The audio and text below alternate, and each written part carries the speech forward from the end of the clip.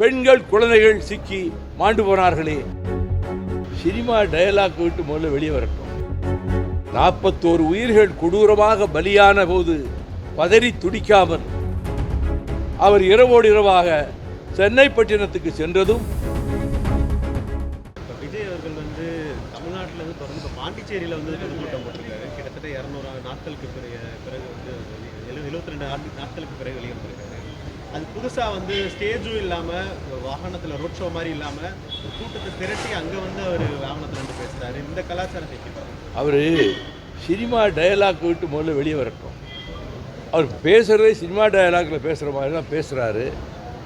41 உயிர்கள் கொடூரமாக பலியான போது பதறி துடிக்காமல் அந்த ஒரு நாள் திருச்சியிலே தங்கியிருந்து மறுநாள் அந்த உயிரற்ற சடலங்களுக்கு மலர் வணக்கம் செய்துவிட்டு அந்த குடும்பத்தினருக்கு அனுதாபமும் இரங்கலும் தெரிவிக்க வேண்டிய பொறுப்பு அவருக்குத்தான் இருக்கிறது.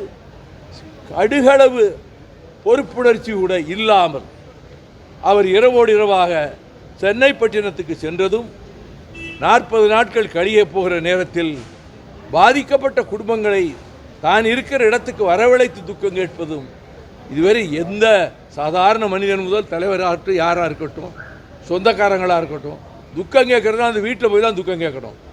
இப்படி ஒரு விசித்திரமான ஒரு முறையை கொண்டு வந்து அங்கே துக்கம் வீடு தன்னிடத்தில் வர சொல்லி அவர்கிட்ட அனுதாபம் தெரிவித்ததாகவும் அது நிதி கொடுத்ததாகவும் அந்த முதல் ஸ்டெப் அவர் எடுத்து வைத்திருக்கிற முதல் அடியே பிழையாக போய்விட்டது. இனி அவர் எங்கே வேணாலும் பிரச்சாரம் பண்ணலாம். அது சுதந்திரம், ஜனநாயகம் வழங்கி இருக்கிற சுதந்திரம். அப்படி செய்கிற போது அந்த கூட்டத்தை பாதுகாப்பதும், நெரிசலிலே பெண்கள் குழந்தைகள் சிக்கி மாண்டு போனார்களே, அப்படிப்பட்ட நிலைமை ஏற்படாமல் தடுக்க வேண்டிய பொறுப்பு அந்த நிகழ்ச்சியை நடத்துகிறவர்களுக்கு தான் உண்டு. அவர்கள் அந்த பொறுப்பினை தவறிவிட்டார்கள்.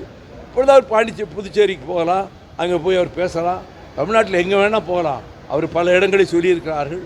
அவர்கள் போய் பிரச்சாரம் பண்ணி பார்க்கட்டும். ஆனால் அந்த பிரச்சாரத்தை அவர்கள் என்ன கருத்தை சொல்லுகிறார் என்பதை நாம் கவனித்து பார்ப்போம். செய்திகளை உடனுக்குடனும் துல்லியமாகவும் தெரிந்து கொள்ள சப்ஸ்கிரைப் பண்ணுங்க.